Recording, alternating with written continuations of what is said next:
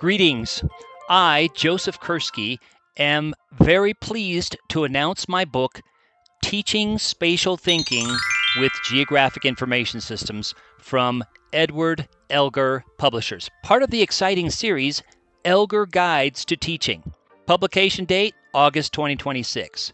Why this book? It focuses on the whys of where, key to understanding our 21st century world, transcending disciplinary boundaries and offering over 100 practical hands-on lessons in teaching spatial thinking through interactive maps made with Geographic Information Systems, or GIS. Using foundations in educational research and the UN SDGs, or Sustainable Development Goals, the included tools and methods cover scales from local to global, building skills in analysis, data fluency, and communication that are increasingly valued in our interconnected world. I model a holistic approach to examining problems and taking action. Yes, taking action, covering key topics including cultural studies, population change, natural resources, environmental justice, natural hazards, and other critical topics. Chapters further include approaches on how to collect, map, and analyze the findings of student investigation. The insightful methods of teaching in this book give scholars and academics in a variety of fields such as geography, GIS, environmental studies, ethics, geoscience, as well as sociology and business, the tools to provide students with a more engaging and interdisciplinary learning process. The book is online, so you can interact with the content, the data, the maps, the apps. It's also available in print form.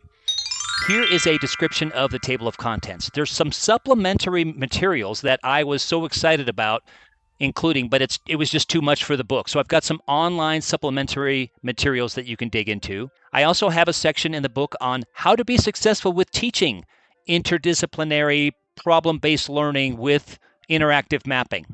Then there's a section on how to use selected mapping and visualization tools, including ArcGIS Online, Google Earth, Google Maps, Gapminder, cartogram tools, and more.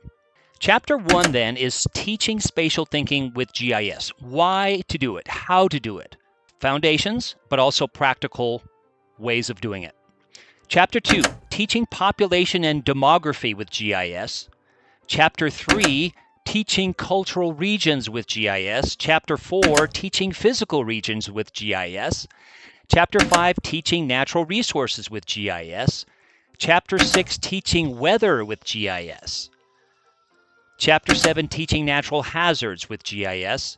Chapter 8, Teaching Health, Equity, and Environmental Justice with GIS. Chapter 9, Teaching Economics, Business, and Behavior with GIS. Chapter 10, Teaching Historical and Current Events with GIS. There's an extensive reference list so you can find your way through the content, and also an answer key for the questions that I pose. Let's end with some key themes of this book. First of all, maps are analytical documents. They're not just where is something, but why is something where it is? And also, how can we build a more sustainable future knowing what we know? Number 2, scale matters. Scale matters. To learn more, dig into the book. Number 3, be critical of the data, now more than ever. Now that everybody is a map publisher, now that everybody can use AI tools, be critical of the methods, the data, the questions that you're asking. Number 4, additional themes. Absolute and relative direction, location, change over space and time are used in many activities in the book. Boundaries are examined. Physical boundaries, cultural boundaries, political boundaries. And are there really boundaries? Are some of them zones, fuzzy zones? Attributes of Earth features are explored, sorted, filtered, and symbolized, including rivers, soil chemistry, weather observations, and much more.